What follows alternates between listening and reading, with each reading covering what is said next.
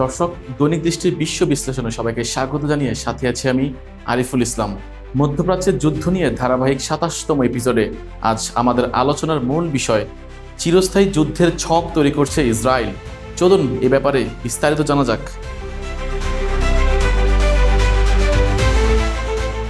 যুক্তরাষ্ট্র ও ইরানের স্থায়ী যুদ্ধবিরতির প্রচেষ্টার মধ্যেই মধ্যপ্রাচ্য জুড়ে দীর্ঘস্থায়ী সংঘাতের প্রস্তুতি হিসেবে ইসরায়েল তার প্রতিবেশী দেশগুলোর আরও ভূখণ্ড জবরদখল করছে।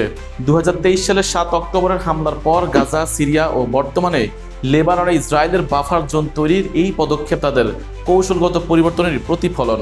ইসরায়েলের সামরিক ও প্রতিরক্ষা বাহিনীর 6 জন কর্মকর্তা রয়টার্সকে জানিয়েছেন, এই পদক্ষেপ দেশটিকে একটি আধা স্থায়ী যুদ্ধের পরিস্থিতির দিকে ঠেলে দিচ্ছে। কর্মকর্তারা বলছেন, 2.5 বছরের সংঘাতের পর একটি বাস্তবতা এখন ক্রমেই স্পষ্ট হয়ে উঠেছে। সেটি হলো ইরানের ধর্মীয় নেতৃত্ব, লেবাননের হিজবুল্লাহ, গাজার হামাস ও এই অঞ্চলের সশস্ত্র গোষ্ঠীগুলোকে পুরোপুরি নির্মূল করা সম্ভব নয়। ইসরায়েলের এই নতুন দৃষ্টিভঙ্গিতে সেই সত্যিরই স্বীকৃতি মিলছে। কার্নেগি এন্ডাউনমেন্ট ফর ইন্টারন্যাশনাল পিসের বিশেষজ্ঞ নাথান ব্রাউন বলেন, ইসরায়েলি নেতারা এখন এই সিদ্ধান্তে পৌঁছেছেন তারা এমন এক চিরস্থায়ী যুদ্ধে লিপ্ত যেখানে প্রতিপক্ষকে সবসময় তটস্থ রাখা এবং ছত্রভঙ্গ করে দেওয়াই মূল লক্ষ্য। গত 28 ফেব্রুয়ারি শুরু হওয়া যুদ্ধ অবসানের লক্ষ্যে আলোচনার মধ্যে গত বুধবার সাময়িক লড়াই বন্ধে একমত হয়েছে যুক্তরাষ্ট্র ও ইরান। ইসরায়েল ইরানের উপর হামলা বন্ধে রাজি হলেও জানিয়েছে ইরান সমর্থিত হিজবুল্লাহর বিরুদ্ধে তাদের অভিযান চলবে। গত 2রা মার্চ ইসরায়েলের রকেট ছোড়ার মাধ্যমে হিজবুল্লাহ এই যুদ্ধে যোগ দিয়েছে। এরপর ইসরায়েল দক্ষিণ লেবাননের স্থল অভিযান শুরু করে। তাদের লক্ষ্য লিতানি নদী পর্যন্ত একটি বাফার জোন তৈরি করা, যা লেবাননের মোট ভূখণ্ডের প্রায় 8%।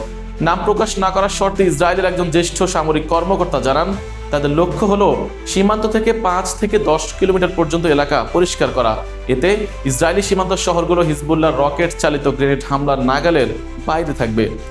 ওই ইসরায়েলি কর্মকর্তা দাবি করেন, সীমান্তের কাছের কিছু লেবানিজ গ্রামে ইসরায়েলি সেনারা প্রমাণ পেয়েছেন প্রায় 90% বাড়িতে হিজবুল্লাহর সঙ্গে সংশ্লিষ্ট অস্ত্র বা সরঞ্জাম রয়েছে। অবশ্য ওই ইসরায়েলি কর্মকর্তার দাবি কতটা সত্য রয়টার্স সেই বিষয়ে কিছুই জানায়নি। ওই কর্মকর্তার দাবি, এর অর্থ হলো এই বাড়িগুলোকে শত্রুর সামরিক অবস্থান হিসেবে গণ্য করা হচ্ছে এবং এগুলো অবশ্যই ধ্বংস করতে হবে। ইসরায়েলি কর্মকর্তা বলেন, দক্ষিণ লেবাননের অনেক গ্রাম পাহাড়ের চূড়ায় অবস্থিত হওয়ায় সেখান থেকে সরাসরি ইসরায়েলি শহর বা সেনা ক্যাম্প পর্যবেক্ষণ করা যায়।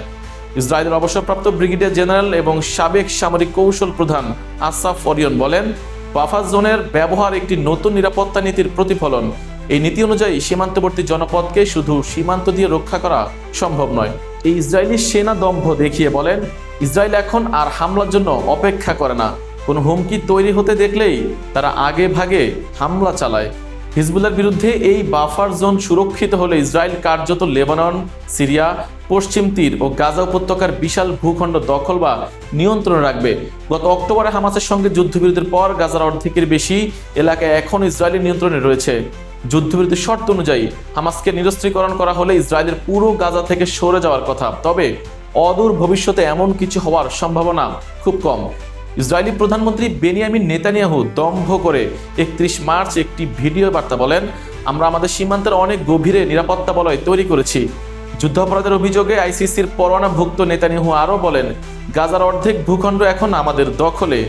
সিরিয়ার মাউন্ট হারমোন চূড়া থেকে ইয়ারমুখ নদী পর্যন্ত এবং লেবাননে এক বিশাল বাফার জোন তৈরি করা হয়েছে।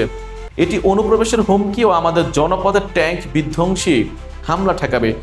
যুদ্ধবাজ নেতানিয়াহু মন্ত্রিসভার একজন সদস্য ও 2 কর্মকর্তা বলেন, লেবাননে এই বাফার জোন পরিকল্পনা এখনো মন্ত্রিসভায় পেশ করা হয়নি। ইসরায়েলি সামরিক বাহিনী বাফার জোন সংক্রান্ত প্রশ্নের উত্তর পেতে নেতানিয়াহুর কার্যালয়ের সঙ্গে যোগাযোগের পরামর্শ দিয়েছে, তবে সেখান থেকে তাৎক্ষণিক কোনো মন্তব্য পাওয়া যায়নি। ইসরায়েল দীর্ঘকাল ধরে তার সীমান্তের বাইরের ভূখণ্ড দখল করে রেখেছে। এর মধ্যে 1967 সালের যুদ্ধ দখল করা পশ্চিম তীর, গাজা এবং সিরিয়ার গোলান মালভূমিও রয়েছে। 1981 সালে ইসরায়েলের আনুষ্ঠানিকভাবে গোলান মালভূমিকে নিজের করে নেয়।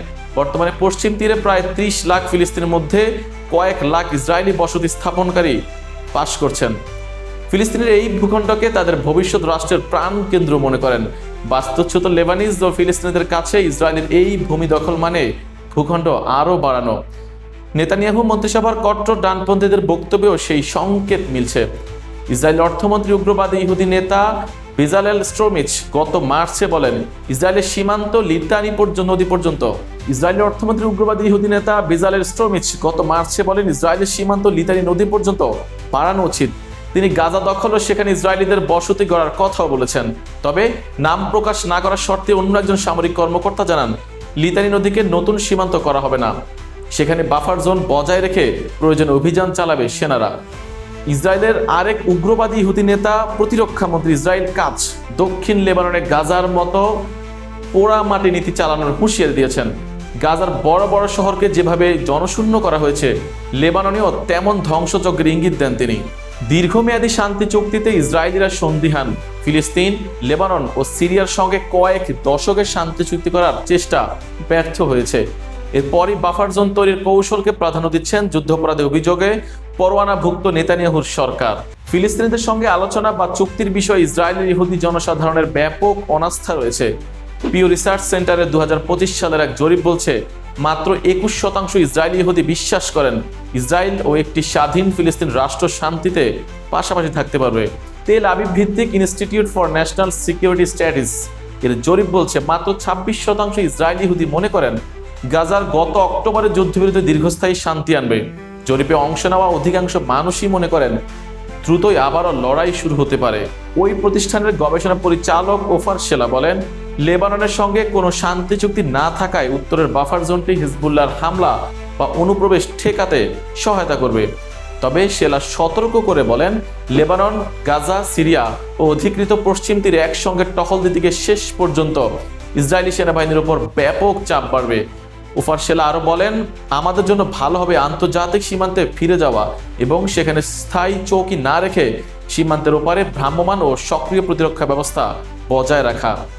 সব মিলিয়ে মধ্যপ্রাচ্যের শান্তি নয়, বরং দীর্ঘমেয়াদী সংঘাতেরই বীজ বপন করছে এই বাফার জোন নীতি। ইসরায়েলের এই আগ্রাসী কৌশল এই অঞ্চলকে আর অস্থিতিশীল করবে কি না তা সময়ই বলে দেবে। দর্শক, দৃষ্টি বিশ্ব বিশ্লেষণ আজ এই পর্যন্তই। পরবর্তী আপডেট পেতে আমাদের সঙ্গে থাকুন। সাথে থাকার জন্য ধন্যবাদ সবাইকে।